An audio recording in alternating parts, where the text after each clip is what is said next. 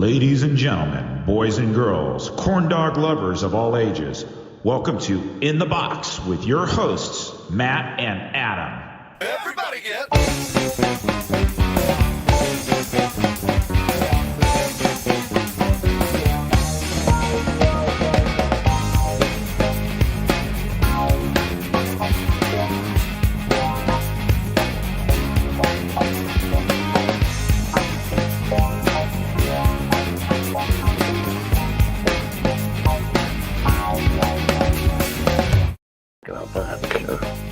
Well, hello there. Well, hello. And hello to our two concurrent viewers. Two concurrent viewers. Ta-da. They're the two most loyalist fans ever. In fandom. In the kingdom In of fandom fandom. ever. And Hello. none of them probably wrote. So, riddle me this. So yesterday you post, ask me anything about corn dogs. You get 73 posts.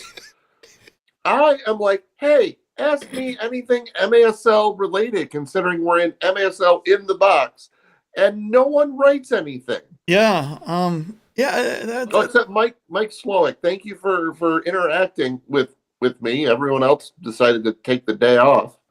Apparently Mike had the day off too because he was able to post like 17 times. Well, hey, I answered him. Yeah, I don't know. I the whole group expert thing, I finally went through that. Then it made you choose topics, and I wanted to choose corn dogs, obviously, because for obvious reasons. And it didn't have that as an option. So then I was like, well, I can do corn, but then it won't let me do two things because I wanted to do corn and cake. And that didn't work. So I chose indoor soccer, and then it was like indoor soccer group expert. I'm like, so I took that off. That was dumb. Well, there you go. Yeah, I didn't think that was a good thing. So there's that. Hey, Jack, Yes. The picture of Ronaldinho is missing from the intro package. Yes, in fact, I have to do a new intro video, and I was going to do it in the middle of the season when I asked people to post all their pictures from the season, and I haven't. Matt's just, I guess, Matt heard the word Ronaldinho too many times this week, and that's it. He's gone. He's like, that's it. I'm not staying around anymore. So, bye, Matt. So how are both of you in the chat doing tonight?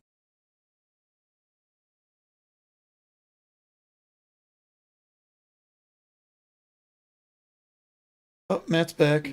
Clock. What? I'm here. Was that your alarm clock? Well, now I can't hear you. What? Can you hear me now?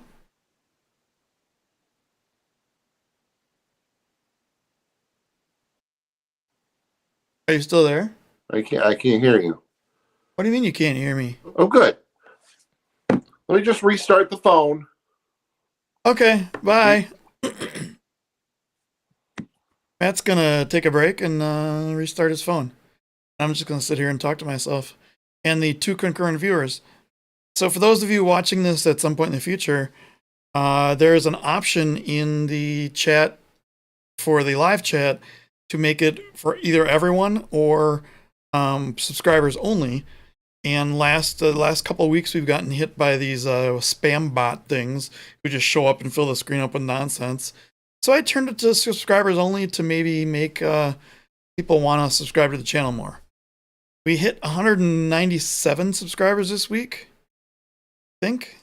And now we are at 196, so there's that.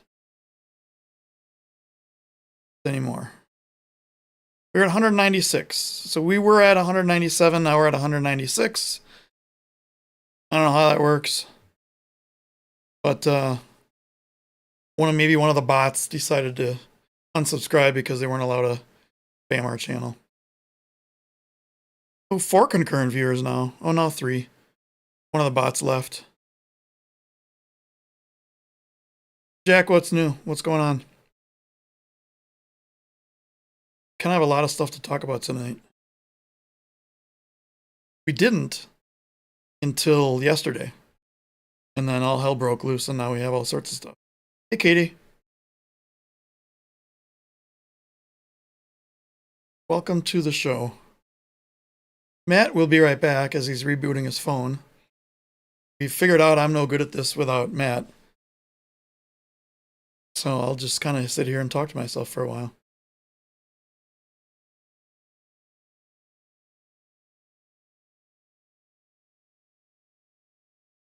Jack must be gone. Anything else going on for anyone out in the chat? Who, you know what? I'll start a poll.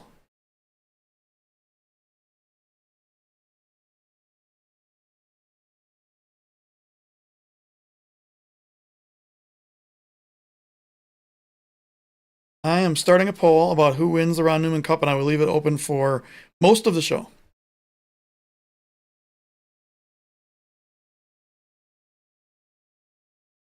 So Kevin, is it? Oh, thank you. Thank you. Oh, so Jack, let me know when you're out there. I am not more than 20 minutes or so from Whitewater.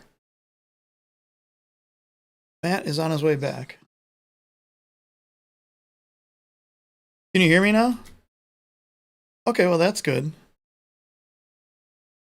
I forgot to turn off my alarm, and you know how it is with interruptions, and it stops everything, and Squirrel. yeah, pretty much.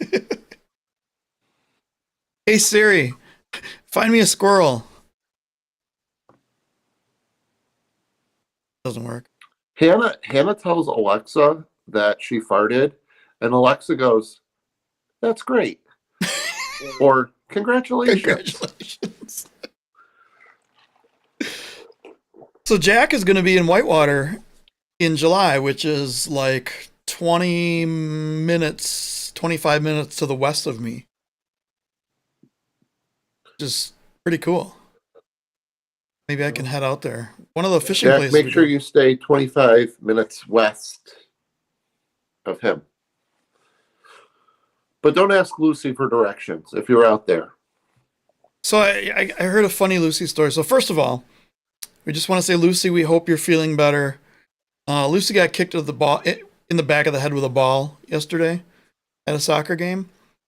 And during the concussion protocol, this is a story from Cliff. They were, oh, she's, Lucy just says, is west to the left or right? So Lucy is still under concussion protocol after that comment. So Cliff says she answers every single question 100% right, except for when he says what month it is. And she goes, it's April. Cinco de Mayo's today.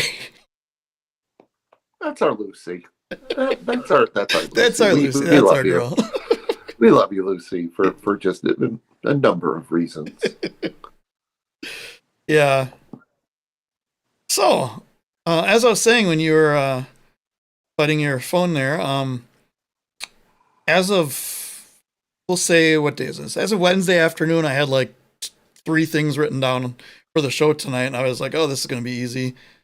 And then all hell broke loose in the last 2 days. Yeah.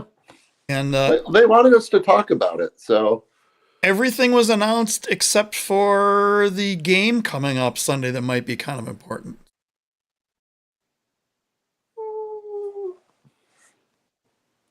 So, now that there's more people here, I'm going to say this like a number of times until you get sick of it. I updated the chat for YouTube so only subscribers can chat. So, if you are an anonymous bot, you must subscribe to the channel first before you can spam your spam, and then I block you. And do you want to show them how to do that? I could show them how to do that. So there's going to be this big giant red button, and then you it's click it. It's not that big, but I mean it's pretty big. It could be. It depends on how big your monitor is. Right. I mean, how big of a monitor would you need to? Yeah. I mean, yeah. So, let's do this kind of in order.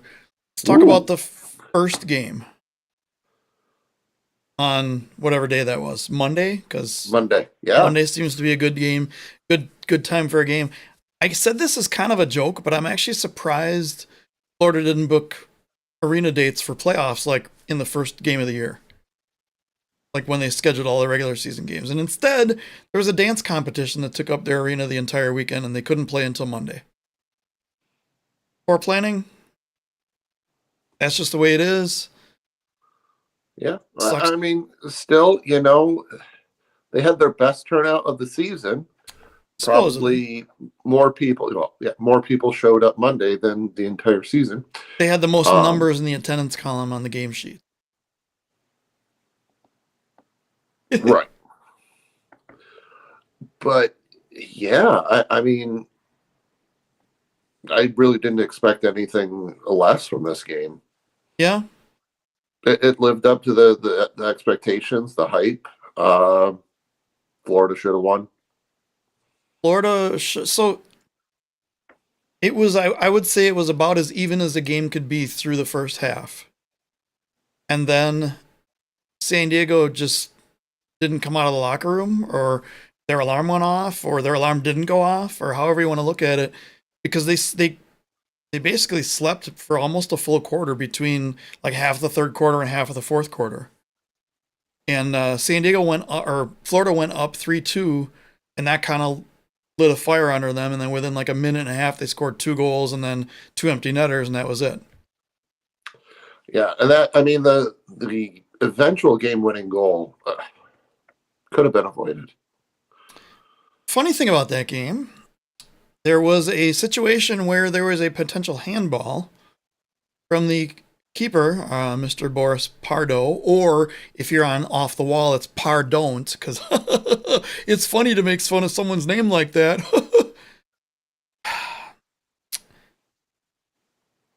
Problem is, and so everyone on that side of the arena swore it was a handball, and they threw the challenge flag, but Florida's shitty broadcast only had one angle, and didn't even have the ball in the frame at the time that the handball could have happened. So Florida's crappy broadcast finally maybe has cost them something, and I'll be the first to just laugh out loud, ha ha ha ha ha, because their broadcast is crap. It's always been crap. It always will be crap because they don't care about The turf looked nice.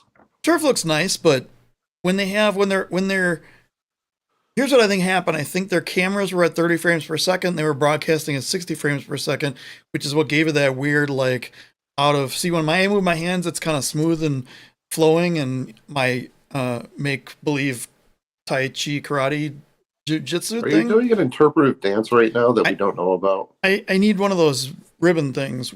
I could use my yellow flag here. Okay, sorry. Good thing we're not doing corn dog moments anymore. Otherwise, that would have been. Yeah. But well, with all that happening, Brian Ackley is talking at 5 frames per second. right. So what happens there is the speed mismatch makes it just really hard to watch. And when they had the football lines on, it was even worse because the lines like separate and your vision goes crazy. And yeah, that was giving me a headache. I'm so glad that's the last game of the season for Florida. It was probably the third game I watched in Florida all season. I watched one in the beginning. I'm like, screw it, I'm not going to watch this anymore. And then I watched the last 2 playoff games at home. Well, I'm going to do the same exact thing Sunday as I did on Monday, which is have the broadcast up on my TV on Twitch. And then on my phone, I'm going into the chill cave with Eric and Willie B and watch it from their eyes. And a list of people.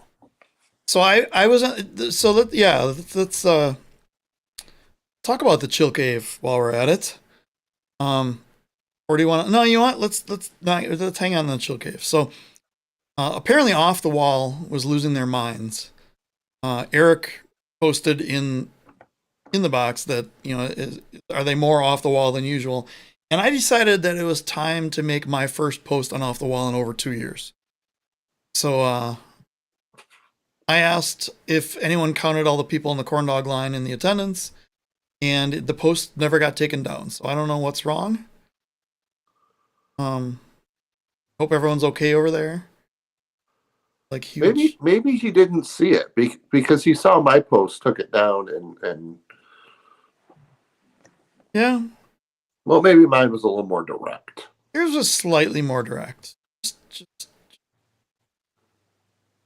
But and then I got into it with some guy who came in to say that it was a handball.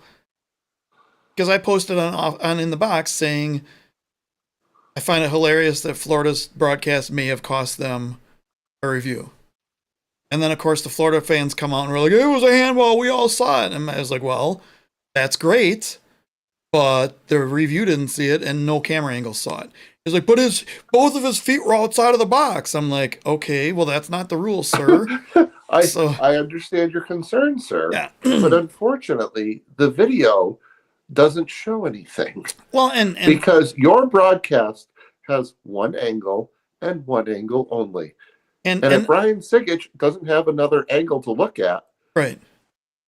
And it has to be inconclusive, indisputable video evidence for an overturn. So because they go by the call on the field and the video replay has to be indisputable. Otherwise, it's inconclusive. That's where that word comes in. Words are hard. Unprecedented. But yeah, right. Yeah. It has to be unprecedented and inconclusive in order for it to be indisputed. Wait, what? Sure. But yeah, but people don't understand the handball rule. He said, well, both of his feet were outside of the box, and he was outside of the box when he touched the ball. That doesn't matter. It matters where the ball is.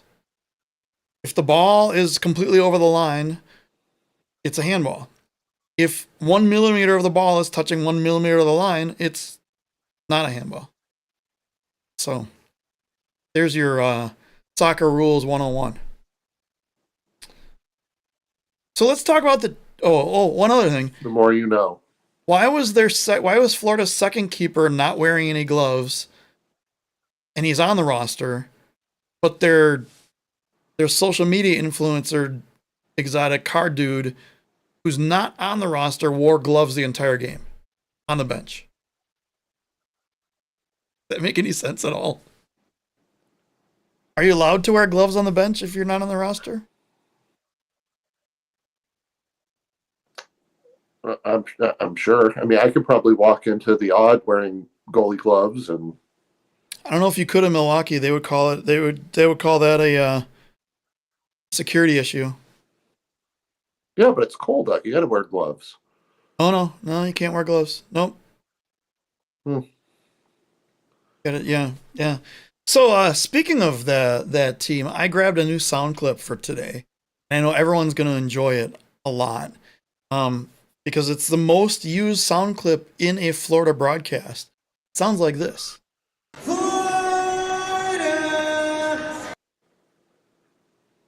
That is spelled FLOOORDUAAHHHHH. No, anytime like someone gets fouled, the guy goes. Yeah, right. I should have gotten that one. That's right. That is up there with one of the most annoying things, and they've done that for years. More annoying than this? Yes, it is right up there. What about Nate's? He scored! He scored! What about that one? That one's up there. It sounds exactly like it. He doesn't do that on every foul, though. No. Van McNeil does a hee-haw sound every time somebody kicks the ball, like they're shooting and they shoot it like 40 feet above the goal. He does that. Oh, and then Kevin is exactly right. They had the damn camera parked at the goal for 3 minutes of the second half. Their poor broadcast killed them. Yeah, when they came back in the second half, they had this goal or like a field level camera, and it was pointed at the middle. And I didn't know what was going on because they kicked the ball off, and I'm like, is this a replay? What's going on? And then the ball kind of flies over. You see a couple people, and then they go straight to the goal to watch like Pardo's water bottle for 3 minutes. Like, okay, I know you guys need your bathroom breaks at halftime. Maybe you should plan your time a little better. Plus, it was 0-0 at halftime. Was it? According to the graphic, it was. Oh, that's right. Well, they had scoreboard problems all year. What happened is their original scoreboard, they dropped it and it went, and then they just had to make it up from there. Maybe they should just have in the corner of the screen a person holding up a sign with the score. Oh shit. 4. Oh yeah, Yeah, Saved by Silva. They something. used to do You Saved by know, Silva. Saved by Silva. yeah. And for one more time, let's go over the pronunciation of the goalkeeper, Mr. House. It is Heiner House. He's your own damn player. Figure out how to pronounce his name. It's Cliff. Hi, Cliff. So let's say Good hi old to everyone. Cliff. It's hi, Cliff. Hi, Leanne. Hi, Kelsey. Hi, Jack. Hi, Matt. Hi, who did I Hi, miss? Adam. Kevin. Hi, Matt. Hi, Katie. Okay, I think I got everyone. If I didn't get you, then type something and I'll say hi. And if you can't type anything, you need to subscribe. Because, fun fact, we are almost at 200 subscribers on YouTube and 1,000 on Facebook. Funny thing, we hit 197 this week, and we are currently at 196. So my guess is one of the spam bots left, or maybe Commissioner Tozer right after you unfriended me on Facebook. That's a story for another day. All right, so that covers the last game. Chill Cave. It was awesome. I stepped in a couple times, like before the game. Once the game kicked off, I have a dilemma at my house because I have a really nice sound system connected to my TV. You heard it. We heard it when Eric and Nick were in, where was that? The T-Mobile Center. Yep. In Kansas City. I don't want to listen to. I want to have the chill audio and the game video through the same source, so I can get the same on the same TV. Instead, if I go back and forth between the chill and the game, I get a 30-second ad every time that I switch between channels. Thank you, Twitch.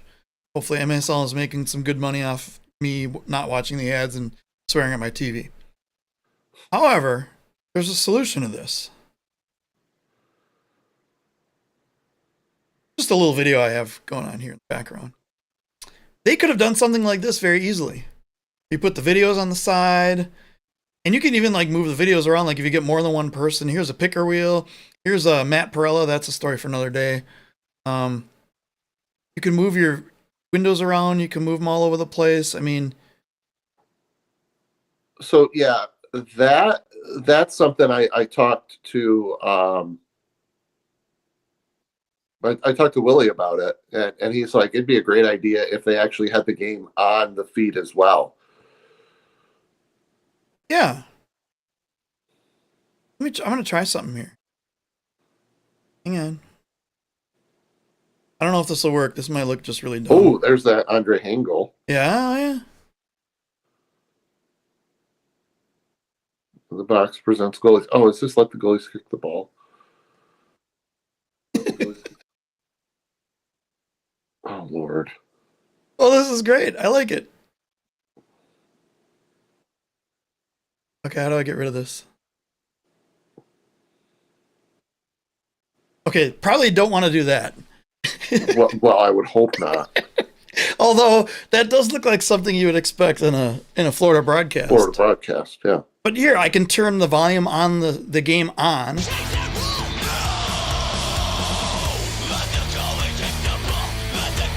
Or I can mute it. And it goes through the broadcast, and we can still talk, and we can watch this video. Or not. I mean, we'll go back to our normal thing, but that's what I think they should do. Yeah, I completely agree. So my experience was at the beginning, I was about 10 to 15 seconds ahead of pretty much everyone on the panel, which is rare. Yeah, right. Because I had the game on Twitch on my TV and then the Chill Cave on my phone. And then by the end, I was behind about 10, 15 seconds from everyone. But still, regardless of whether I was ahead or behind, great. I mean, the number of people, let's see, it was Juan Gamboa, Danny Waltman, Matt Brame, Christian Andreos, Yeah. Nick McDonald, Ian Bennett, William Benzella, Tim Goldman, Izzy Cisse, and then Nestor Hernandez and Juan Zapete from Ontario actually were at Philly's house. Yep. And then Philly Jonathan and Panda, of course, were at. Yep. And it was great, just talking shop with everybody. The stories that were told, and Ian was. I got to go back and watch some of that. So that was you got to watch the second quarter because Ian doesn't hold. He doesn't hold back, and it's great. He shouldn't William have doesn't to hold back either, which was. He shouldn't have to, and if he gets a fine from the league, he should give them a giant middle finger, or let us know. We'll do it for him anonymously. Yeah, led to one of the best moments with Jonathan Reimer doing the slippery ball. Yes, I did see that part. Yeah, but it's so Chill Cave, awesome idea, great. But why do it? Why wait until the last part of the? And I think it was Philly's idea that he worked with Chill to do it, but still. There was a chance to do stuff like this all season long, and they wait until the last second, like, oh, let's shove it in and just see what happens. But that said, I have some insider info for everyone. I can't wait to hear this because I don't know about this.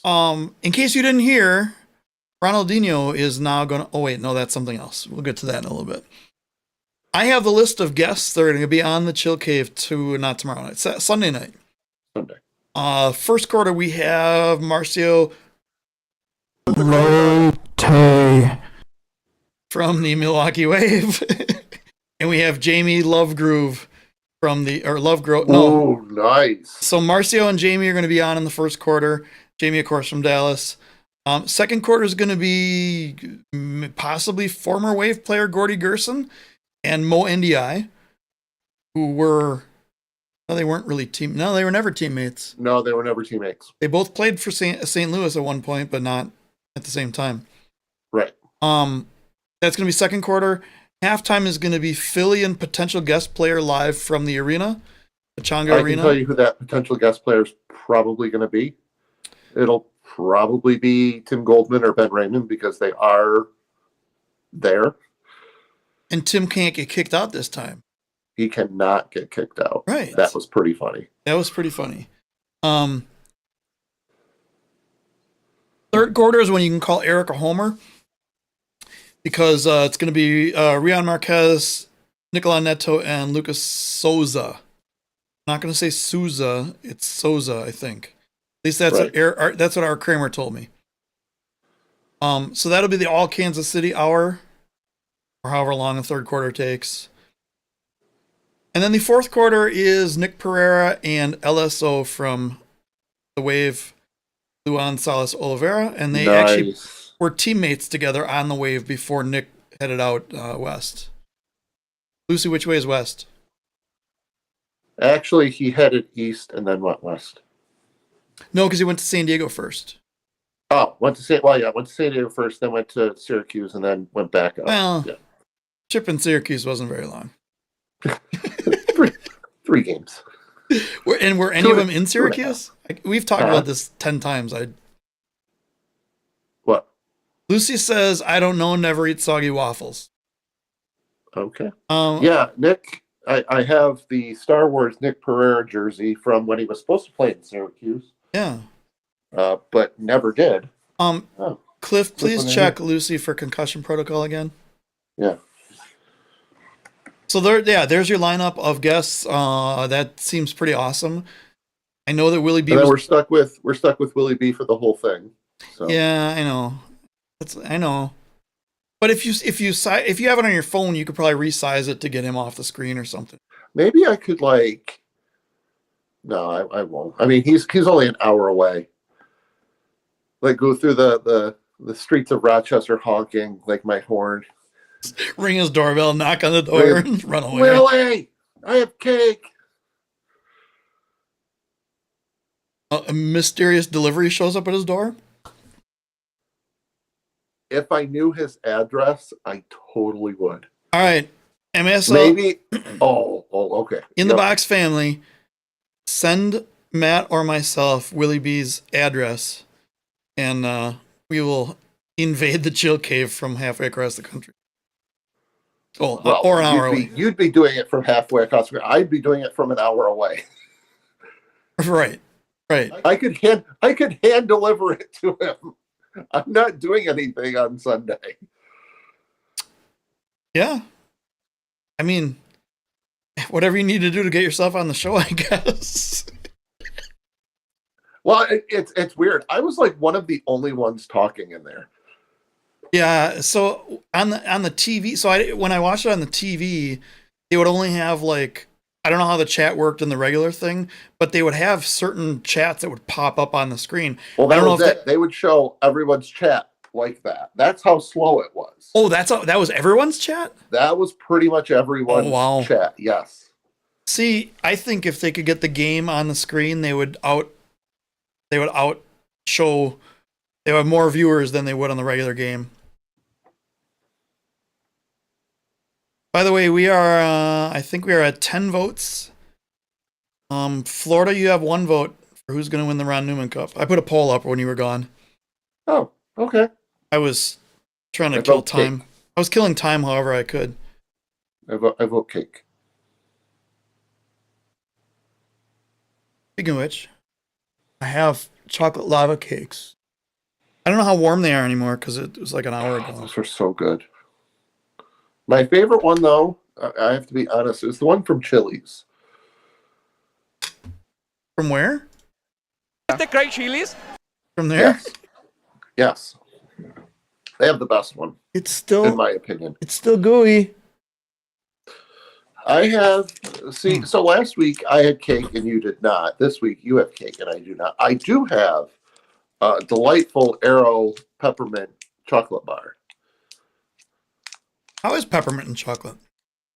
This is amazing. These things, Aero bars are one of the best chocolates out there. You put it in your freezer. It's got air pockets. Is that why they call it Aero?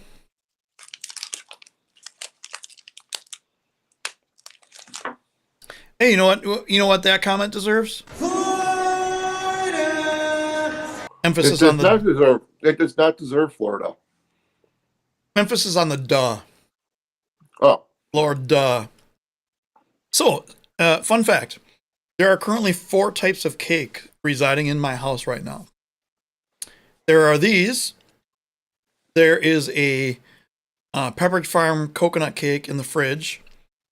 I have those Swiss rolls, those like Dolly Madison or whatever Swiss rolls. And the little W ones? Yeah, that's what it was. And then some kind of lemon loaf cake that's almost like a pound cake type thing. Ooh, tough call. Maybe we should take a time out and I'm going to go eat some cake. Maybe you can just fill dead air for half an hour while you eat cake. I can do that. I mean, no, the coconut thing is a cake. Lucy, the coconut thing is a cake. It's like a 4-layer cake. It's not very big. It's good. All 4 of those options he mentioned were really good. They are really good. Yeah, they're really good. I'm only gonna eat one of them tonight, though. My mom used to make a really good lemon square cake type thing back in the day. Those were really good. By the way, happy Mother's Day to everyone out there. Yeah, happy Mother's Day. That's not to you, but on Sunday. I haven't called a mother before, but there's another word that follows it. Right. Well, then I guess happy Mother Day to you. Wait, hang on. Yep, okay. All right. Yeah. So, here is the cake segment of our show. Sirius XM. I wasn't able to watch any of that. I do not have Sirius XM, but in the 2.5-minute video that they put for highlights for Game 1, you can hear Ray's voice doing a tremendous job doing some goal calls. What's really, really weird and kind of awkward is that they had Brian Ackley doing the calls for San Diego and Ray doing. I think Brian did do one for Florida, but like 2 or 3 of the San Diego goals were Brian's calls where he's like, and he goes on the left, down and shot in a goal. Goal. I don't understand. Like they didn't have enough footage to go through. All right. So we have some giant news. Actually, a couple bits of giant news. Is one of them involving us? Yes, but really, usually you start with like the lowest level news and you kind of work your way up. I kind of want to do it in reverse. I want to start with the biggest news of the week and of the year and maybe of the history of the MASL. I know. And that's Everton. Everton's going to be the new head coach for Utica City FC. Oh, I was gonna say Sunflower State, but No. This is big. I think that's up there. So I think everyone who saw Everton get signed by Utica was like, well, he's going to go in to replace Ryan Hall because the team is struggling. And then you talk to Everton, he's like, no. And he even said, he told us in person, he's like, my number 1 goal is to not die. My number 2 goal is to not get injured. My number 3 goal is, well, he never got to number 3 because he got hurt after like the second game. But Everton's going to Utica. I don't know how that's going to work for like living situations and stuff. I'm sure he's going to have to figure all that out. His girlfriend has a coffee shop in Chicago. Had one in Milwaukee that had to close due to COVID. Don't know if they're thinking about opening that back up again, or he's going to move out to New York, or just for the season, or coach via Zoom and just show up at the games, or something. Come live with me. He's going to live with you. Sorry, Hannah, you can't be on the show because Everton's over. We're gonna have some Stellas. Oh, that'll be dangerous. Well, I've already talked to him. So, how many Stellas does it take before he's not able to stand up on the bench like coaches do? We'll find out. No, I had a conversation with him the day it was announced. Super excited to just get to work and take the team to the Ron Newman Cup. The interview that I forget his name, Michael Lair, Michael something or other. He's the hype guy for Utica. Sat down with Everton, and he's ready to start, hit the ground running. Him and Tommy and Rabesh. Is he going to play or not? I'm going to say no. I think he's going to focus on building up the rookies and just kind of leading this team. Oh, yeah, there was that photo of Everton. Did you see the photo of Everton and Ryan Hall? Mm-hmm. Ryan Hall posted it. What was all going on there? I don't know. They were just sharing an intimate moment. I didn't want to find out the whole thing behind it, but yeah, definitely threw me off guard a little bit. I didn't realize it was going to be announced so quickly. I was talking to some of the Keepers Corners podcast folks, and they were throwing out names that Doug Miller was thrown out there, and I'm like, wow, that would have been like that would have been interesting. Really good choice as well. But I mean, if you have to replace Ryan Hall with someone, I mean, Everton is right up there. I mean, yeah, I would have never I would have never thought it would happen because I didn't think he would want to leave the Midwest, but I think it's going to be a great fit. Yep. It's not like he's coming in like when he came to St. Louis, they were in dire straits. He's coming in with a team that has been established and struggled last season or this season or whatever it is, but then had a really good positive out of the season. Yeah, I think to be honest with you, I think you're going to see a slight change in tactics when it comes to Utica. I think with Ryan, you saw more of a kind of like similarity to Baltimore, where you had 5 behind the ball, possession based. I don't know if we're going to see that with Everton. I think you might see more of like a run and gun type. Yeah, because Utica's goals were down this season. Oh, I bet, because every time we saw him get the ball, they were passing it back. Yep. Jack says, I can't believe selfish Ronaldinho had to make his announcement right after Utica City's announcement. Kevin says, why doesn't Tanner just coach? Interesting comment. He already did that. I think he's done coaching. We might see him be an assistant coach. I mean, he did it towards the end of the year. Yeah. He did it out west. Kelsey says, Matt's super excited for me to come to Utica. Jenna says, Matt's super excited for me to get that restraining order against you. Approved ASAP. Yeah, the paperwork's already in. The restraining order is going to be signed before the season's over or starts. So, yeah. Kevin says Dougie Miller's only win for his team. He had to go in and play at 50, and the dude got it done. I think it was 51, actually. He played great his final season. Yep, yeah, that was amazing. Thinking that I'm only a little bit from there. I mean, at least 12 years from there. So next, our next biggest announcement. I'm going to paste a link into the chat here. This is a link to the Sunflower State Soccer Club store, where you can buy a jersey with the In the Box logo on it. Mm-hmm. So we sponsored.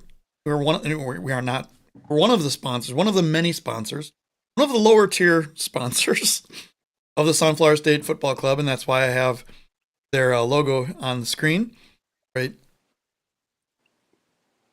there.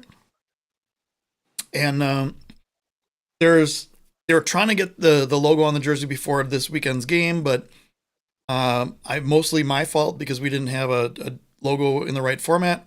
So I had to hire a guy to create the logo in a decent format, and I'm also getting him to do some other cool stuff, so stay tuned for that. And they will be, I think they take 2 or 3 weeks, or 4 or 5 or 6 or 7 to get here. Definitely in time for Christmas. Definitely going to get here before the Indoor Soccer Alumni Scarf, which is where I think August is be the 3rd scarfiversary. Mm-hmm. Or is it 3rd or 2nd? I've lost track. I forget.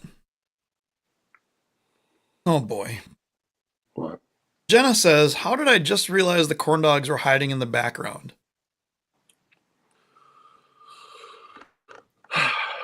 Jenna, welcome to In the Box, where this setup has been up for the last few months. Now you're caught up. By a few months, you mean 2 years. Well, not this particular setup. But I always had the corn dogs in the background. I had a music stand like right here that had one on it, and I had one hiding. Oh yeah, I had one up here. So I was watching old episodes, and it was the episode we had. It was like our first episode with Andrew Haynes on it, and you had like a video of.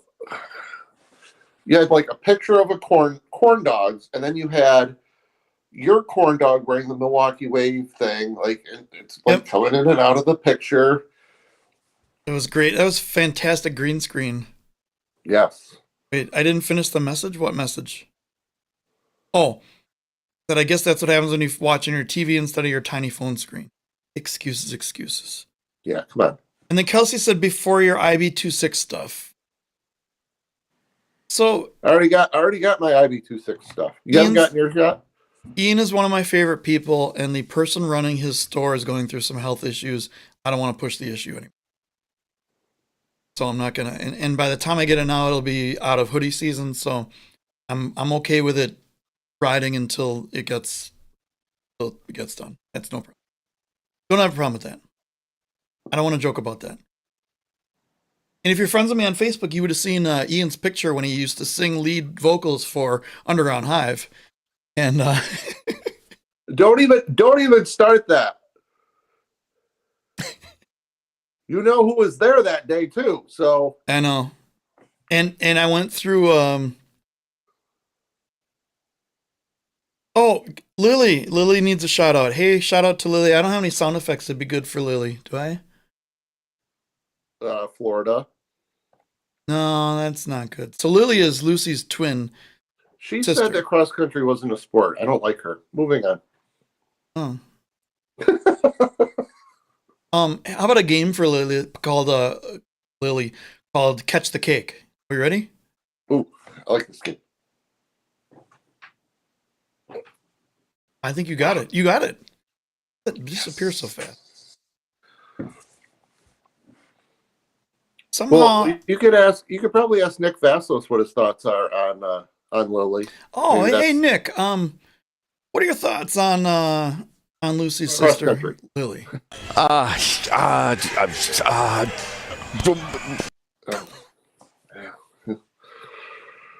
That was the best game ever. Where now we can joke about it since it's several seasons past. But Eric said they were playing Tacoma, Kansas City versus Tacoma, and it was going into overtime. And Eric asked Nick who the star of the game is going to be. Who's going to be the hero? Who's going to be the hero? And Nick does that and then blurts out Corey Keats. Corey Keats plays for Tacoma. It was brought up. It's funny. It was brought up. I did hear that. Phil Cave. I bet because I asked. I go, well, who's going to be the hero, Eric? And he goes, well, I can tell you it's not going to be Corey Keats. He's not even in the game. They used that joke in one of the last KC games. What was funny is when Nick said that, Corey Keats scored the game-winning goal. He scored the game winner, yeah. So that'll be the last time he does that. All right, let's get into the big news here. And we don't know much. We don't really know much.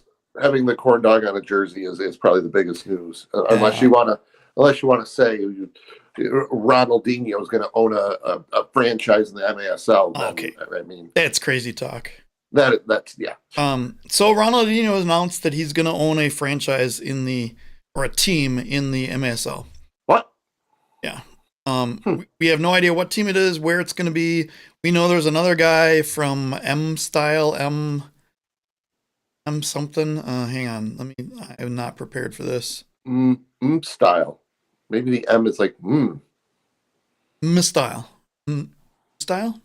Mrs. Tile. Mrs. Tile. Miss Tile. Robert Stryer for his firm M Style. He's a leading speaker in sports and media. And he's worked with countless leagues, teams, and entertainment companies, as well as investments across the sports and media landscape. He's going to be co-owner of this team with Ronaldinho. Now, I think this is great. I think the announcement is fantastic. I think there's a really big chance this goes somewhere, but as fans, we need more details in this to be really hyped about it. Because I've heard commissioners not too happy that fans are being negative about it. It's like, well, what are we happy about? There's a big name coming in the league. Well, Landon Donovan came to the league and he did this to San Diego's attendance. It was like it was going down and then went up and then it went straight down again. So great. Now what? I think I think right now they're building the hype. They're announcing this and then they're going to announce like where the team's going to be and I think it's step by step by step. And just to let everyone know, I have put out an email to Ronaldinho himself to have an interview with us, but I haven't heard anything yet. Probably never will. But I did send out an email. Yeah, we're hoping for an exclusive interview, but I don't think that. I don't really think that's going to happen. But I mean, it's definitely great news for the sport. Everyone is talking about it. It was on Yahoo, ESPN. I mean, you name it. It's putting the sport on the map. Where that right. So let's just. Where do you think this team's going to end up? So I heard that somebody said. I heard that Phil Ivanko replied to a tweet and said it was going to be in Kentucky, which makes almost no sense at all. I can tell you, I think he was joking with that. So that's why I added that poll option to the poll today. I don't think it's going to be Kentucky. I think the both Mexican teams, Monterrey and Chihuahua, put a release out and made a graphic that made it look like he was coming to their team. That was like highly confusing when I first looked at it. I would assume it's going to be similar to what you said in Florida because it's closer to Brazil. But I've also heard it could be Toronto. The problem is whenever anything like this happens, or whenever the word expansion comes up, everybody just says whatever their favorite team was from 40 years ago, and that's where they want the new team to be, and they don't think about like the logistics of it or if it's realistic or not. Well, Eric Bergrud is deleting Los Angeles right now. No, LA? To be honest with you, I have 3 places in mind. I don't think you're going to see Ronaldinho in a place like Boise, Idaho, Or Kentucky. or Kentucky, or my choices were North Korea and Moscow. Thank you, Dave Kovaleski. Probably not going to be either one of those. I think the 3 you're going to see is either, well, it's actually 4. San Francisco or Los Angeles, Las Vegas, or Miami. Yeah, I can see that. I think all 4 of those places are viable options. We all saw what happened with Mississauga, so I think Toronto is unless you start hyping it up now. You mean you don't want to wait until you're going to get the same result as you got in Mississauga. I mean you don't want to wait until 2 months before the season starts and just start? No. Announce No. the team And you 2 want to years. find an arena. You want to find an arena, not 6 arenas. You want to announce the team 2 years in advance and then get all your stuff figured out, including your team name 2 months before, and then just hit the ground running and don't pay anyone, and then the next season fold before your first game. But have 6 arenas all lined up, and none of them will accommodate the turf. Well, and in the first game, I think they had to cancel it the week of because they couldn't fit the turf in with the boards and the way the board height or something was on one of the goals or something like that.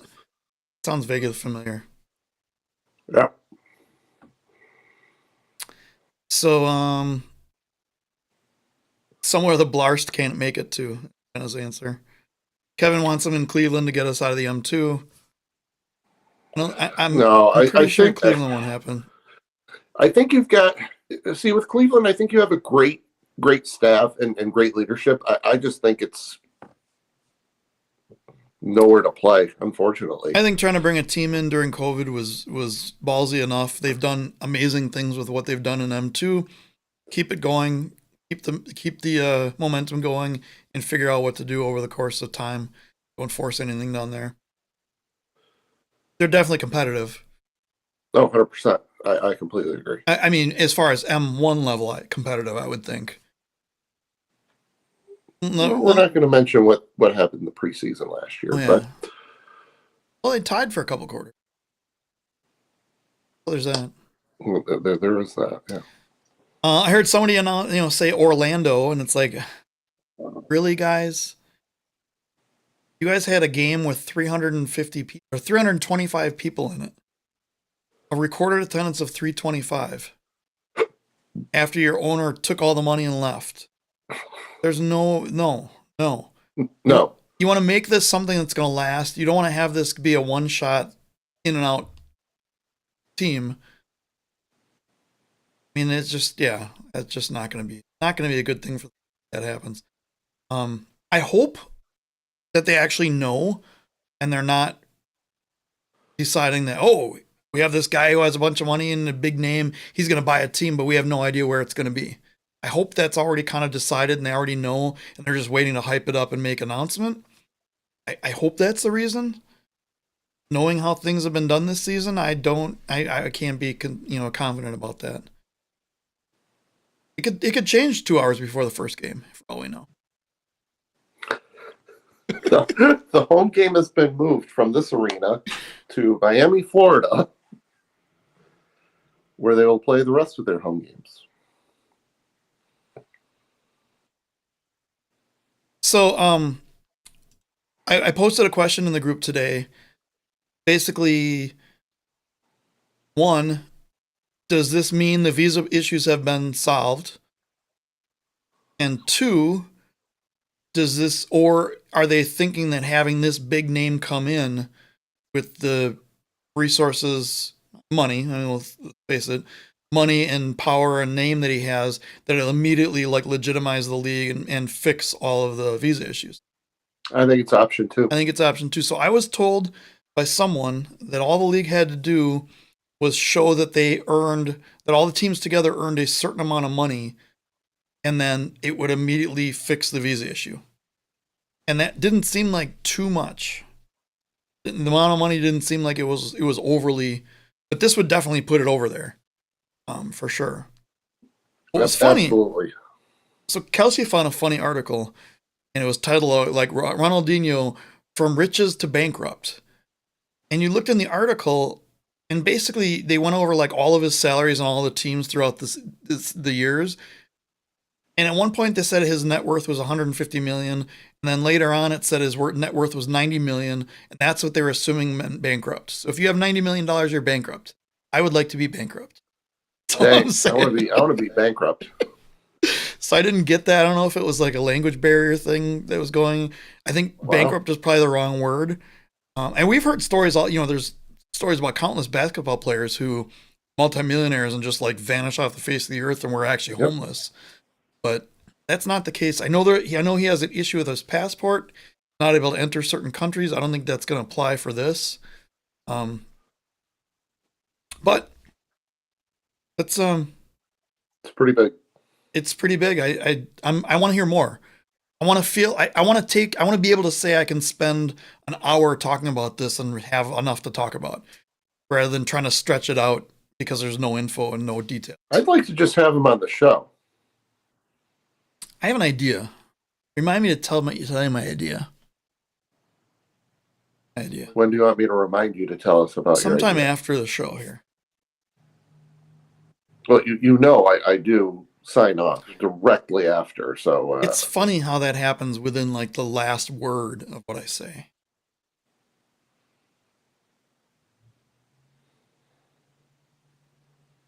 Happens. I don't know. Yeah.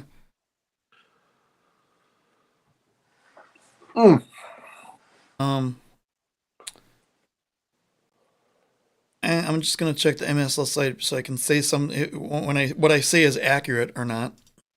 Ooh, while you're on the MASL website, if you could do me a favor.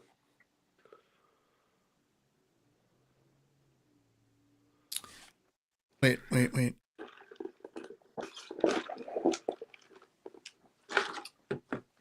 This will be the final season forecast. All right, boy. So there's drama on the weather report for Phillipsburg, Pennsylvania, where it is currently 49 degrees Fahrenheit. Air quality is excellent. Winds out of the east-northeast at 6 miles an hour with gusts up to 15 miles an hour. So there is a real feel temperature of 43 degrees Fahrenheit. And there will be rain for at least 60 minutes. But the alert that's on the top of the page is a real flood watch. The word is AREAL. I don't think it means aerial because an aerial flood doesn't make any sense. Click on this. A real flood watch. Flooding caused by excessive rainfall continues to be possible through Saturday afternoon. I don't know what this word is. A real. AREAL. Google. Yeah, I know it's been raining down there today. It didn't make it up as far as Syracuse, thankfully. Okay, so on Merriam-Webster.com, which is the dictionary of dictionaries. Oh, the MASL. Definition of a real. Of relating to or involving an area. So an area flood watch. Area flood watch. First, what? Please hold. He's bugging me. Really? Don't need to worry about that. So yeah, so there's a weather report. Hopefully there's not a real flood. Yeah. I did. So anyway, Luckily, I'm still here. Wanted to go to the MASL site, make sure that nothing has been updated. It appears with all this news about Ronaldinho, the league has forgotten that there's another soccer game this season. I would say you could say it's the most important game of the season on Sunday, which is the absolute Ron Newman Cup final game. Well, I mean, okay, let's say Florida wins. What happens then? Mini game. Okay. Yeah. But who would have to win in order for that to happen? And then it would be Mini game. So what if it was tied? What would happen? it would Overtime. Overtime. Okay, so if Florida wins in that overtime, then Mini game. okay, so what happens if that mini game is tied? Overtime. Okay, all right. and I see. who would be the hero of the Mini game. Overtime. The great chilies. Well, I don't know. Maybe you should ask Nick Faso. He might be able to tell you. The great chilies. I could do a whole show with just these sound effects. I wouldn't have to talk to anybody. I know. Just clicking buttons. That's my favorite one, I think. I don't know, John, what do you think? Giggity. I don't know. Everyone was mad. And everyone's mad. Everyone's mad. It's so great. And then after the end of the season, what does everyone get? Corn dogs, Jackie. Corn dogs for all these people. That's great. It has the cinematic music and everything. Do you know? So you know what may be a factor in this game on Sunday? It's the new flight. The Circle? the new flight ball, and it might be, from what I've heard, it's not really Slippery balls. That is correct. You know what their motto is, right? In the box. Challenge everything. I challenge everything every day. Any more reverb on that one? I gotta challenge myself to wake up tomorrow. You're right. Challenge everything except that. No. So for those of you that watched last week's show, I did make it to Hannah's game, just not at the right time. Yeah. I got there as soon as Hannah left the goalie crease. So That's not good. You can't do that. I did watch her play defense a little bit, so she was pretty good at that. Did she kick anyone in the back of the head? Not that I saw. It was tough for me to see. I was at a really bad angle, and plus I was on the ground because I broke the lawn chair I was sitting in. So, okay. Matt doesn't know about this, but we actually have some live audio or recorded audio of when Matt's chair broke. Yeah. And it sounds just, here it is. I missed that one. Was that Hannah or Henry? I think it was Hannah. That was Hannah. That was nailing you with a baseball. Was it a wiffle ball or was it an actual baseball? It was a wiffle ball. Oh, okay. You're just being over dramatic. Well, no, it was coming at me pretty fast, and plus I was holding the camera. Yeah. So it was dead accurate. I still might be in concussion protocol if I didn't do what I did. So That's true. So Kevin has an interesting statement that we've heard throughout the years. And he says, I cannot believe they cannot play 3 full games if necessary to decide a championship. Utter nonsense to decide it by an unfair minigame. Oh, wait, an unfair Mini game. Sorry. Oh, Sorry.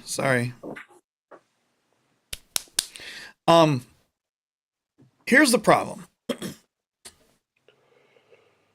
The arena availability. None of these places are first tenants in their arena. So what they would have to do is the top seed would have to reserve 2 dates. And it's hard enough to get one, as we saw Florida having to do one on a Monday. They would have to reserve 2 dates and then basically cancel if the second date doesn't happen. There's ways around it. People have said, why don't you just do 2 in one day, one at like noon and one at like 7 p.m. or whatever? Well, who wants to go to both games?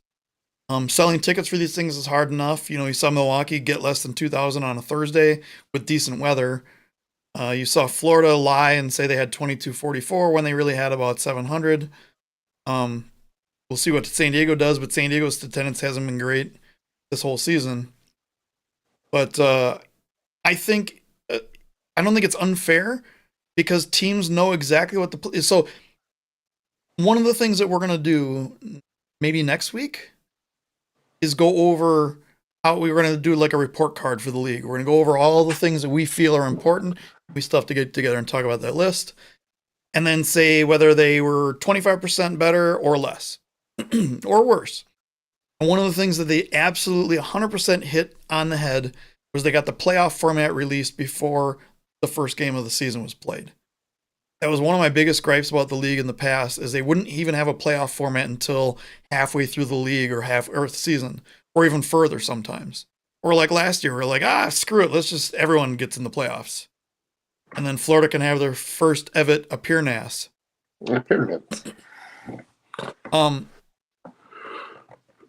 So that's the thing. You're going into the season knowing that the playoff format is a home and a home with a minigame, and the highest seed gets the last game. And I don't think it's unfair. I think everyone knows what the criteria is. They know what they're going. It's like people saying, "Oh, it's no fair because they had 6 home games or road games in 4 days," or 4 road games in 6 days. They knew about it going into the season. Not like it was a surprise. Not like they looked on the calendar on Monday. It was like, holy shit, we got 3 games this weekend. Not a surprise. Yeah, I think in a perfect world, yes. I think it should boil down to best of 3, best of 5, something like that. But it's not like the Tacoma Dome in 1987 with 83,000 people or whatever, or 19,000. It's not like that. I mean, yeah, it's not like Pechanga Arena. San Diego has their first pick, and they can just bump whoever they want out to host whatever. Or the Adirondack Bank Center. Utica City can't just kick out the Comets or some concert or something like that. It's we're low on the totem pole, and I would say show me that your team can routinely hit 5,000 fans, and then we'll start talking about multiple games. Well, we can't fit 5,000 in the odd. Show me that you can routinely, like in a week's notice, get a full capacity arena. No, we can do that. Realistic full capacity, not Baltimore's. No. Not the Blarst. Well, I think on that Wednesday, I think we had like 2,700 or something like that. Yeah, and that was Show me you can do that routinely, and I mean there are some cities that can do it. I've been kind of down on attendance this year, but I also understand that we're still coming out of this COVID year. There's still a lot of COVID excuses that shouldn't be COVID excuses anymore. Yeah. I think you're right, but at the same time, people could have still gone out, especially. I don't know how strict it was in California. When I was out there, it was wear a mask. I mean, have your COVID test. If you're negative, you go in. I mean, it doesn't take that long to do. I understand it takes a little bit of time, but there are some people who just refuse to do it. And I mean, hopefully hopefully San Diego has a decent crowd Sunday. I hope so. It's Sunday, 5 p.m. on Mother's Day. It's just a bad day.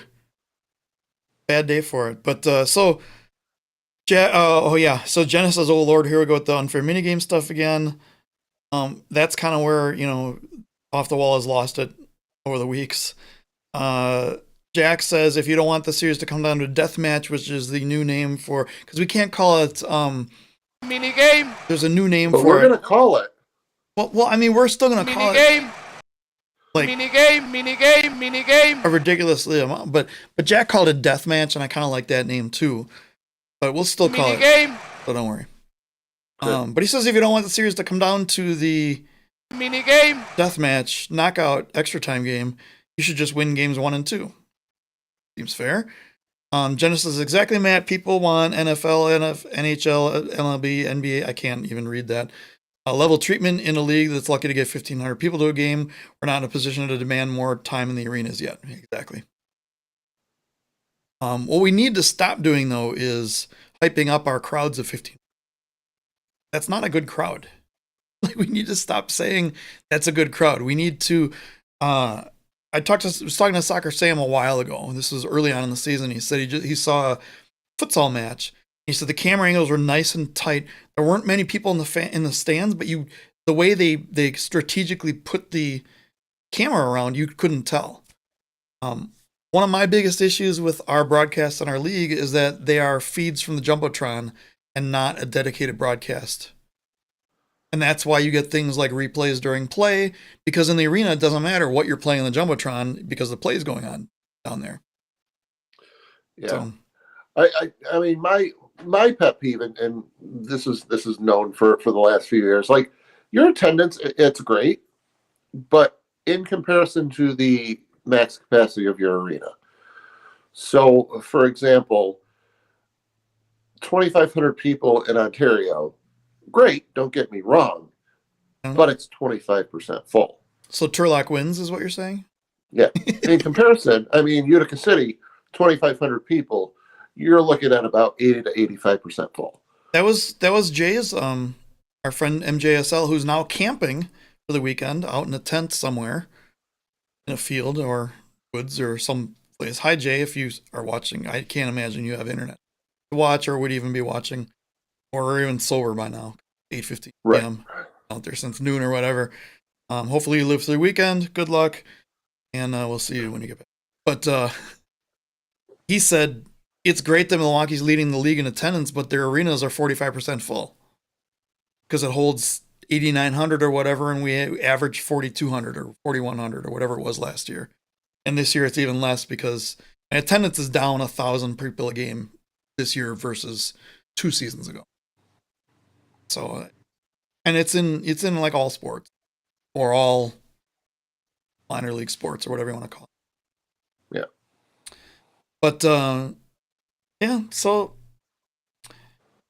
there's that. So there's this big game coming up. San Diego's been posting all over the place about it. Florida hasn't posted anything about it. They're posting more about their outdoor games and their outdoor team than they are about the biggest game of their history. Seriously, it's the biggest game of the Florida Tropics history is Sunday. Not a single post about it. League hasn't posted anything about it. They have posted. They did post the finalists. I'm sure we were going to bring that up. They did Or post, maybe yeah. not. Yeah, so they did post the finalists for Defender of the Year, Goalkeeper of the Year, Newcomer of the Year, Coach of the Year, and Most Valuable Player, and the Gino Di Polito Award and the Joseph Kyrell Award. Want to hit these one at a time? Sure. The Defender of the Year, we have Mr. Pino from Sockers, Mr. Ruggles from the Tropics, and Mr. Vandergrift from the Tropics. I'm sticking with Pino. I said it. I said it basically at the beginning, middle, and end of the season. I'm like, Pino's a beast back there. It surprised he didn't make an MASL all team, but Pino's my vote. I would say I really, really like Chad and I really like Drew, but you got to give it to the guy who's on the team with the best defense. Give him Defender of the Year out, you got to give it to the guy with the best defense. Yeah, and you have to look at who you went up against. Florida. Name a target guy for any other team that Florida played on a consistent basis. I'll say that. I don't know. Okay, San Diego. Frank Taillou. Yeah. Who was on Frank Taillou? Pino. Yep. So. Yep. So yeah. All right. So goalkeeper of the year: Juan Gamboa from the Dallas Sidekicks, Boris Pardo from the San Diego Sockers, and Berna Valdivinos from the Chihuahua Savage. I mean, I want to give it to Juan Gamboa. I do. I want to give it to Valdivinos, but I'm not going to. We both know. No, I understand that these awards are for regular season. They're not considered playoffs because otherwise no team that wasn't in the playoffs or didn't get to the finals would be eligible ever. But that said, watching Pardo play in Milwaukee and then in San Diego against Milwaukee in the playoffs was just like completely ridiculous. In a good way for goalkeeping, in a bad way for Milwaukee. Granted, their defense was huge, but it's almost like having the best defense and then goalkeeping was even better. Yep. So I got to give it to Pardo. Yeah. I don't think. Yeah, even though we want to give it to other goalies. I want to give it to the other guys. I mean, so Valdivinos gives up a lot of goals, but I think it's not his fault. It's the way they play. It's their style of play. They're a forward-moving team. Yeah. But at the same, I mean, you gotta look at that one goal game against Ontario. He gave up one goal at home against Ontario. Yep. Once again, with Frank Taillou. Yep. They started out doing our friend Juan said, they basically just score more than their opponents and they always win that way. They started that, but yeah, they really and plus Valdivinos came in like halfway through the season when they were like 0-7. One of the first games that they played in San Diego, Munoz was their goalkeeper and had some amazing saves. Yep. And I was like, wow, Valdivinos is replacing this guy, and then he was even that much better. So yeah, kind of want to give it to Juan Gamboa. I finally met him in person when they were here in Milwaukee. Great player, great guy, great person. I think he should be up for the Joseph Carell Award myself, but I think he's going to be second. I think Valdivinos will be third in my eyes, even though I want to give it to Valdivinos first. So figure out that logic. That's right. So you want to hear something really sad? I have a whole nother cake here and I'm not hungry. I don't know what to do. I'm just going to end the show. I can't believe that happened. In here. Oops. Oh, I reset the game clock. Sorry about that. It's all right. Well, we're only 8 seconds in now, so we'll have to go another 2 hours from here. I'll be curled up in bed. We're almost done. This is it, and then picks, and then the thing we do at the end. Newcomer of the year. Luis Morales, Dallas Sidekicks, Lucia Tatsane, I think I got that right, Kansas City Comets, and Uriel Zuart from Chihuahua Savage. All right, I haven't heard of the third guy, so we're going to get rid of him. Zuart was great in Chihuahua, but... Did Zuart have that really, really good goal in... Yes. Was it Tacoma? I think so. Yeah, okay. Well, then I have heard of him. He didn't make the trip out to Utica, so I didn't get a chance to see him play. He was great. If you were to ask me at the halfway point who the newcomer of the year would be, I would have said Luis Morales from Dallas. But I think my vote would go to Tatsane from Kansas City. I mean, consistent throughout the year, and he peaked at the right time. So we have some breaking news here. I need to address one comment in the chat here. The other night I made a comment that I ate 8 tacos for dinner. Actually, that was before last show. Wasn't it? I don't know. I don't remember that. And Jenna says, how is it possible that you're not hungry, Mr. 8 tacos? Let me clarify. I'm not hungry for cake. I could totally eat 8 tacos right now. Next. Okay. So on back to the show. Wait. Now, back to them. All right. Fun fact, for $8.99 on Cameo, you can get your own personalized Joey Zanaboni shout out. I need to contact him because hey, Mr. Van McNeil has not responded to my text. In fact, we're gonna do this live on the air. Hang on. Okay, so while you're doing that, so did I tell you? So in New York City, there's a radio show or radio station, WFAN, based out of New York, and I don't know if it was yesterday or the day before. There was a show on, and they were talking about announcers, and the announcer for the New York Yankees, John Sterling, very, very passionate guy, very just loud and outspoken, and they were talking about replacements for him because I mean he's getting up there and might be ready to retire here soon. And one of the guys said Joey Zanaboni. Wow, that'd be awesome. Because of, I mean, he's getting hyped up by Barstool Sports, like some of his calls for the Fredericksburg, not Phillipsburg, right? Right, Okay, right, and they're under a real flood watch. See, I'm gonna try not to show the message, but Van McNeil, I messaged Van McNeil right now. I said, "Hey Van, you're live on the In the Box right now. Did you get my message? Have a great weekend." Yeah. If anyone talks to Van. So the guy said, if you were to give me a choice of signing Mike Trout next season or having Joey Zanaboni as the announcer, I would want Joey Zanaboni.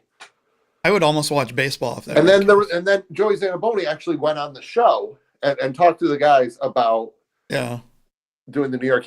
I think that'd be great. But yeah, $8.99 Cameo, Joey Zanaboni. Yeah, I got to contact him on that because we got to work out something in between the two numbers he has. He has one for like a personal and one for like a business thing. We're kind of not a business and we're kind of not just a personal thing. So I want to find a number in the middle that we can agree on to have him do something better than. Now back to them. As cool as that is, I think there's something better we can get. Well, we were a them, but now we are an us. I think so. I don't know how that works. Yeah. So anyway, I still have to pick Morales. I think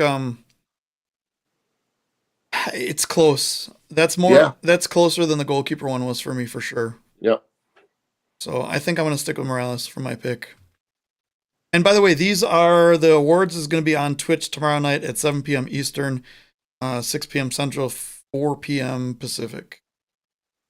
Did they say who's announcing it, or is it? I haven't heard. I just saw one post on live on Okay. Twitch. All right. Well. Coach of the year. Luis Borrego from Chihuahua Savage, Ricardinho from Dallas Sidekicks, or Phil Savaggio from San Diego Soccer. Ricardinho. Ricardinho. The pick for Borrego is interesting for me because, and I know I'm butchering that name. I can't roll my R's. I'm entirely too Italian for that.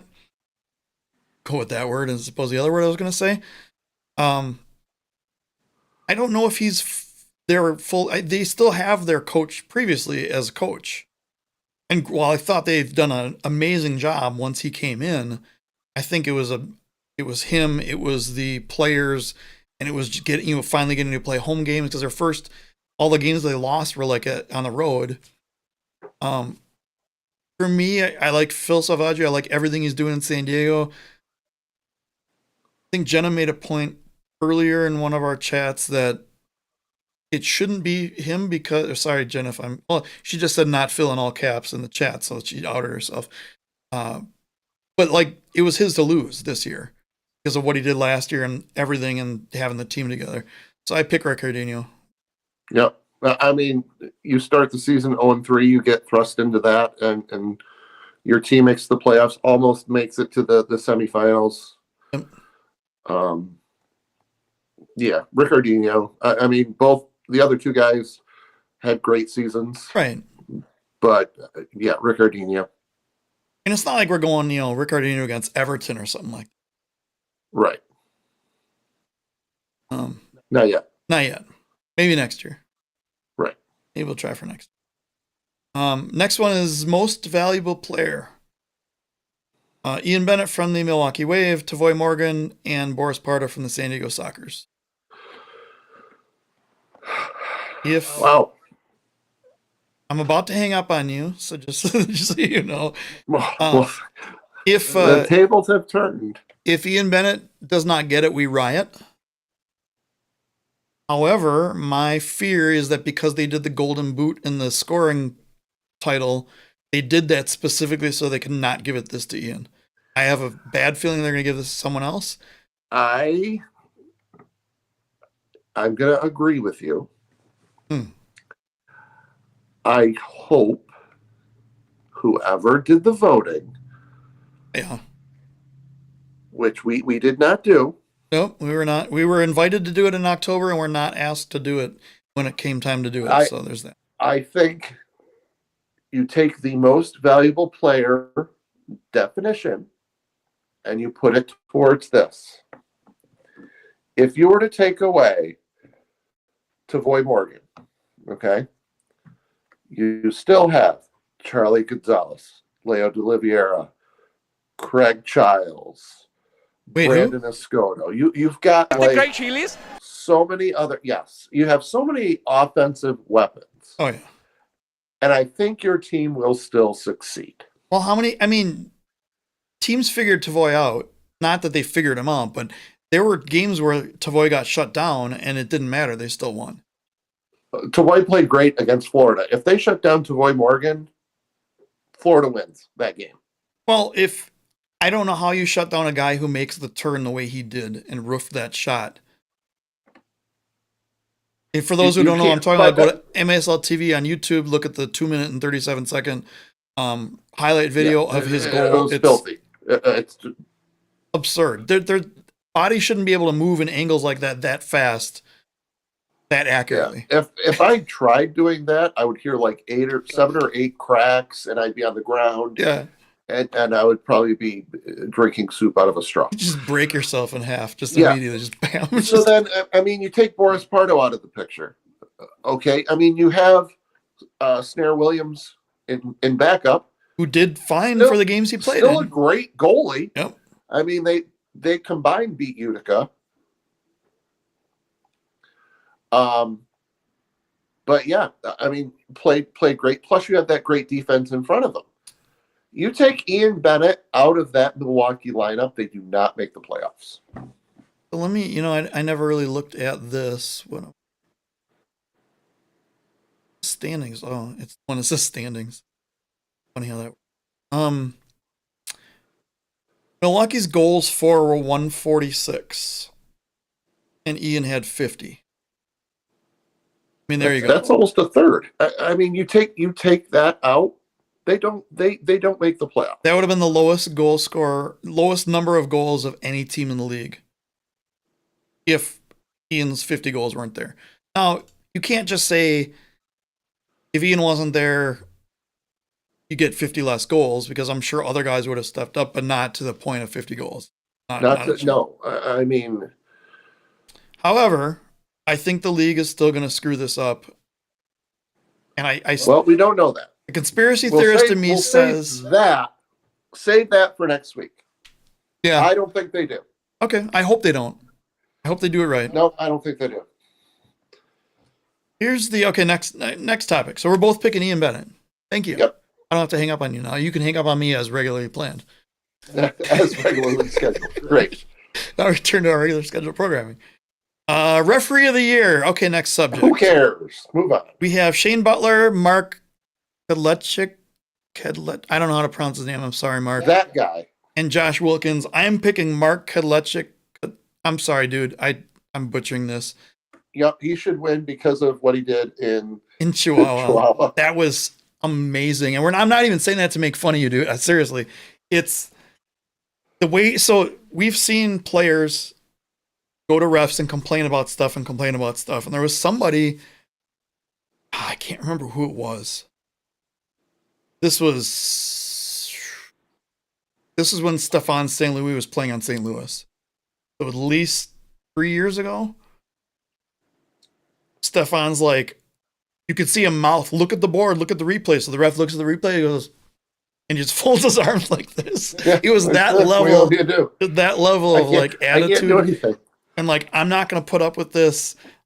And I want to say he wasn't outright mocking Craig Childs, but I think he was outright mocking Craig Childs at one I point. think he was outright mocking, yeah. So he gets my vote for referee of the year. I think referees have been tough this year. I think it's been a tough position to be in, especially with some of the things that have happened. We'll get to that in next week's show for sure. But he's going to be my pick. I don't know if you even care. Yeah, I'd go with him too. Okay, because you don't know anything about Josh Wilkins either. Thing is, I know a lot about Shane Butler, and I don't know anything about Josh Wilkins, so the guy in the middle is my pick. I would do a write-in vote for Steve Montanino because I kind of know him and he's local and I mean he's super easy to talk to if he's reffing and I have a question. It's like, hey, what happened? You say it that nicely, or do you do it more like when you're opposed to Greg? No, I say it nice. How many of the goals? Oh, so Jenna says, and how many of the goals that Ian didn't score was he a part of making happen? Yes. It comes down to what the definition of most valuable player is. Is it the best player in the league? If so, I think Ian should get it. Is it the most valuable player to that team? If so, I think Ian should get it. Oh yeah. There you go. So anyway, last award, Joseph Kyrell Award. This is for outstanding person in their community with people and things like that. We got Timmy Goldman from UCFC. We have Tavoy Morgan from San Diego. And we got Joey Tavernese from UCFC. It has to be Timmy. Has to be. I mean, all three are great, and I mean to know Tim and Joey personally, both great guys. Joey's yelled at me more. Joey's yelled at me a couple times this season, so I can't pick him. Sorry, Joey. Joey never yelled at me, but I still have a slight issue with something, but I'm not going to go into it. I think all three of them would be worthy. Tavoy's just, I mean, the guy has a smile on his face at all times. This is a tough one because there's a lot of people in a lot of places that could do that could be, up for this award. Well, Tim, this is a no-brainer to me, and I've said it. I said it last week, 2 weeks ago, 3 weeks ago. I said, if Tim Goldman doesn't win the Joseph Kyrell Award, there's something wrong. We need more. He is the definition. If you were to create an MASL player, like from scratch, left foot of Moises Gonzalez, I mean, right foot of Ian Bennett, like IQ of Max Ferdinand, anything like that. Heart, Tim Goldman, 110%. And it's a good, never gives up and always has a smile on his face. If you get blown out 19-1, if he loses a game, he can't. I mean, geez, the game. What game was that? The Chihuahua game. He won. We won that game. Came over, gave me a huge hug, sweat dripping. He would have done the same thing in Ontario if he could have, when they lost like 10-4. But I mean, what we need more is more Sensei Tim videos. I have tried. I think he should do more infomercials. Yes, those are great too. But he does a lot with Make-A-Wish here in Central New York, granting wishes and stuff like that, which is awesome. So I mean, he's like that all the time. Matt Sterling says I maybe created Timmy in FIFA. Nice. Yeah, I agree. Yeah. I think there's a lot of players that. How do I word this? I think the league would be better off making like for this particular award, doing kind of like the NFL does with their Walter Payton Award. They do little video segments of the people showing what they're doing. Each team nominates one person and puts a video up of what they're doing. I think that would be great.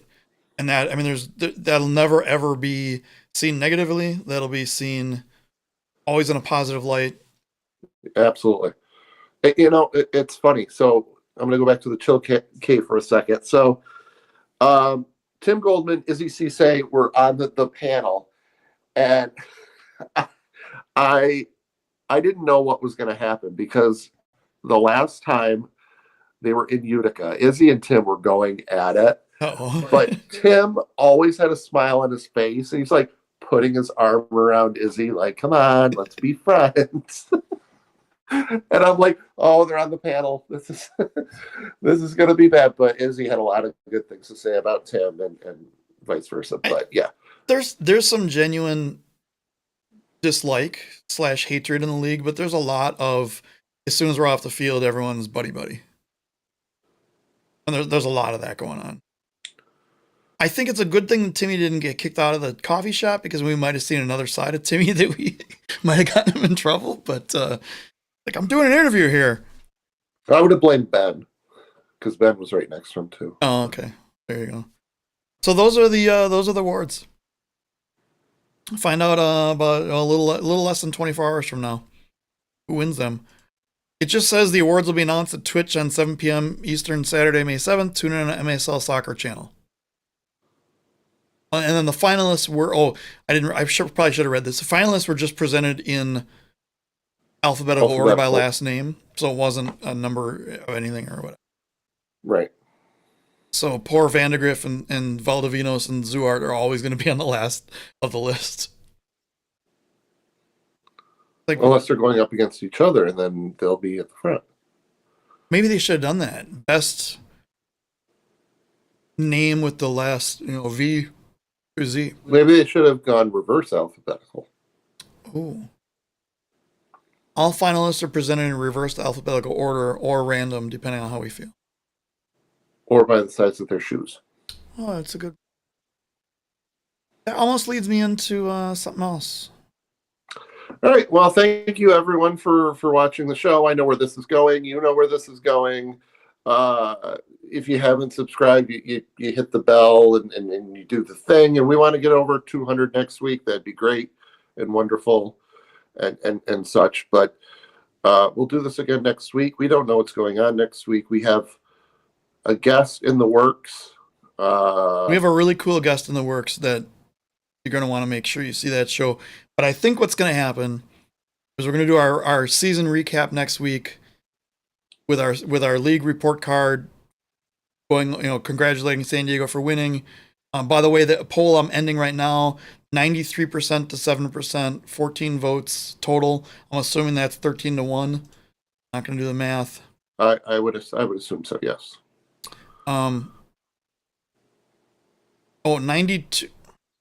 It said 93 to 7%, and now Google Math says 92 to 7. Okay. So somebody stole the 1% and went and bought a corn dog with it. Well, good. I mean, everyone should do that. Yeah. But yeah, and then we'll do that. I think we're going to take the week after that off just because of it depends on what kind of announcements come out. So that was my thing, is we'll take a week, maybe even 2 off, and then we'll come back with our guest. And we'll figure out what we're going to do over the summer and the off season. It's not a COVID season again, so I don't think we're going to do things every week. In fact, I can guarantee we're not doing things every week. Well, I'm going to tell you one thing, and I'm kind of going to make this like it's an exclusive announcement. Oh. So I'm going to be going out to Rochester on the 22nd to watch a Rochester Lancers game, and I'm not going to really televise a lot of it live, but I know a certain goalkeeper will be out there in attendance, and the kids and I will go out there to harass said goalkeeper. So He isn't bringing like a cave with him or anything. I don't think so, and I'm not bringing him cake. Oh, okay. We might bring cake. I don't know yet. Depends on what the weather's like. If it's like 90 degrees, don't bring him cake. It'll melt by the time Especially not ice cream cake. That's the thing. All right. Before you go into your joke, seems important. We need to discuss this. There is something very important. So I was talking to Mike Slowick, who was the only person, by the way, that interacted with me on my Q&A about MASL related things, which we never talked about anything MASL related. Right. Candles on cake. Oh, One yeah. of the most overrated things ever. You're ruining the cake by sticking a hole in it. And filling it with wax. Yeah. Why would you even put it on an ice cream cake? You're melting the cake. It is ice cream. And fire. Yeah. Put a fire up against ice cream. What is it going to do? It is going to melt. And you do not want to melt an ice cream cake. Candles, overrated. Challenge everything. In the box, challenge everything. And then he mentioned Doritos and Cheetos. Why would you put a Cheeto in a cake? Because it comes in handy in the time of you don't have a cake. Or if you don't have candles. You have the cake. Candles, you don't sorry. Have the candles. Sorry. Hey, I don't know if he's watching now, but everyone say hi to Mikey Herrera. Because my wife just said she showed Mikey in the box. I don't know if that meant the group or the live show or whatever. Or an actual box. Or an actual box. Is he in a box right now? Because that would be bad. That would be bad. If you need help, Mikey, just message one of us or just say help or something. Reminds me of the time my now 22-year-old asked me if Nick Barrera would fit in a Christmas tree bag. That's another story for another. I do have an ice cream cake related story. Many years ago, early 2000s, we worked in an office that was relatively small, and just happened to be that someone in our group of like 50 people had a birthday at least once every month. And somebody decided we were going to do birthday celebration once a month for all the birthdays in that month and do cake. So my wife actually used to run a small business doing cakes. So she was making cake like every month. And I don't know if they felt like they were taking advantage of her or they wanted something different, but somebody decided in, what? Oh, okay. Never mind. Tara 0 phone 1. Phone autocorrect 1.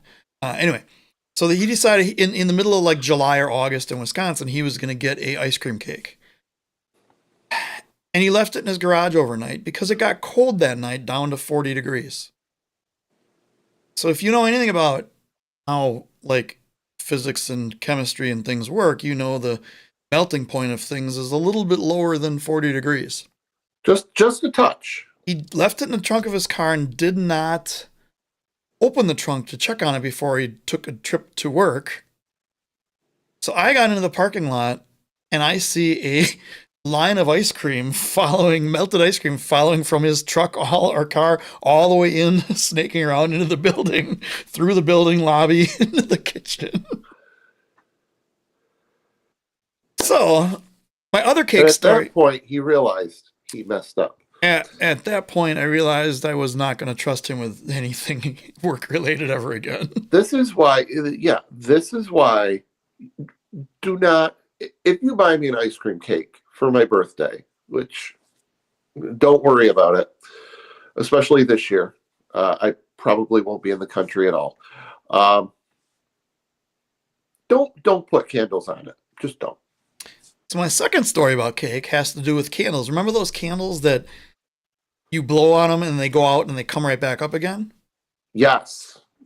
So this was, we were probably not even teenagers yet. My brother and I basically grew up with our two cousins, and the four of us were like the crew. And we were over at one of my cousins' birthdays over at their house, and they had those candles. So I blew them out. They come out light. He blew them out again. They light up again. My aunt says, Matt, who's my brother, go get a glass of water. You think, you see where this is going. You already can tell, and everyone can tell, and you can just see it coming in, just sailing in. It's in my head. Slowly. It's in my head right now. So he gets the water and he dumps it on the cake. Entire glass full of water. Oh. This is why candles are the most overrated thing in the entire world when it comes to cake. This is why we have trust issues. But if you don't have any candles and you happen to have not eaten all the Doritos, they apparently will light on fire. I've actually seen that. They will light on fire in like a controlled burn. And that's great and wonderful and everything, but that leads me back to, why would you want to light a Dorito or a Cheeto or a Frito or anything like that on fire? Okay, hear me out. No, okay. Instead of a cake, you get one of those cream cheese based taco dips in a big pan. And then you have Doritos for the candles. And then when you're done, you dip the Dorito in the dip and then eat a burned Dorito that I'm sure tastes great. Yeah. Burnt Doritos probably is one of the things that. No. Okay. I was almost there. It sounded great in theory because you melt the cream cheese, and that's wonderful. But now you got a burnt Dorito to deal with. I got nothing. Yeah. Candles, overrated. Overrated? I think so, yeah. Yeah. And they can also start your house on fire, so there's that. Exactly. We, one year, can't remember if it was my family or it was Tara's family, had some big Christmas, like, table arrangement thing. And it had, like, the hollies on it and the leaves and everything. And of course, it was all plastic, and there were candles in it. Well, over the years, the thing had gone from being way up here to, like, drooping down. And someone still started all up all the candles, which start smelling burnt plastic. And yeah, okay. Anyway. Yeah. So thanks for stopping by. I hope everyone had a good night. Matt Sterling says for science. I don't know what that was in reference to, but it probably it encompasses kind of the whole discussion we just had. Possibly. Yeah. So there's this guy. Okay. Can we name him again? Yes, in fact, this will be good. This guy, well, I've seen what he looks like, and some of my numbers here are going to be low. Can we name him Lewin Mulcher? Just for. Yes. So Lewin is Lewis's younger, thinner brother. Right. That. His entire life, he's had just terrible headaches, just awful headaches, and he's gone to every single doctor, every single specialist, and has tried all this other stuff. He's tried Botox. He's tried all the different medications, all the different therapies, massage, acupuncture, weird, coconut oil and all sorts of crap. CBD apparently doesn't work, even though it fixes, cures cancer and everything. And that's another story for another day. We have a lot of those. MASL Chill for 20% off. Yeah. Okay. MASL Chill, chill.com, 20% off to get the Chill Cave on Sunday. So he goes to this one specialist, and this guy is the world's most famous specialist for headaches. He's located in Italy, and he has to travel. He spends the last of his savings that he spent all on his doctors. He flies to Italy. He goes and sees this doctor, and the doctor says, well, I have a guaranteed solution that will get rid of your headaches. And he says, okay, what is it? He says, well, it's castration. And the guy's like, I can't do it. There's no way I can do it. I can't. And that's why picking Lewis for this is kind of perfect. Lewin. So the guy, he goes, I need to take some time. He goes and he goes and sees the sights of, eats great food, sees great sights, beautiful, wilderness and ocean scenes and things, but he's just constantly barraged by these headaches. And he goes back to the doctor. He's like, fine, just do it. I can't deal with this anymore. I'm close to, thinking about bad thoughts. I don't want to do that. I just need this gone. So goes through the operation, comes out, headaches are gone. And he has a little bit of money left. And he's like, well, now what? Now what do I do with my life? And the doctor's like, you know what? Go around the corner. There's this little tailor shop and buy yourself a new suit. It will make you feel amazing. And this tailor is brilliant. He can know your size just by looking at you. And this is where the Lewis thing and numbers. So Lewin goes, oh, that sounds like a good idea. He goes around the corner. He said, I just had this horrible operation. And I want to buy a new suit so I can feel. Can you fit me for a suit? And Taylor looks at him, he walks around, he's looking at him, he's like, you suit size 40. wow, how do you know that? That's exactly my suit size. How do you know that? Pants 34 by 32. So wow, that's exactly my size. How do you know that? It's like I tailor all my whole life. Do this. Said shirt size, sleeve 34, chest 40. And guy's like, this is amazing. You know my exact size for everything.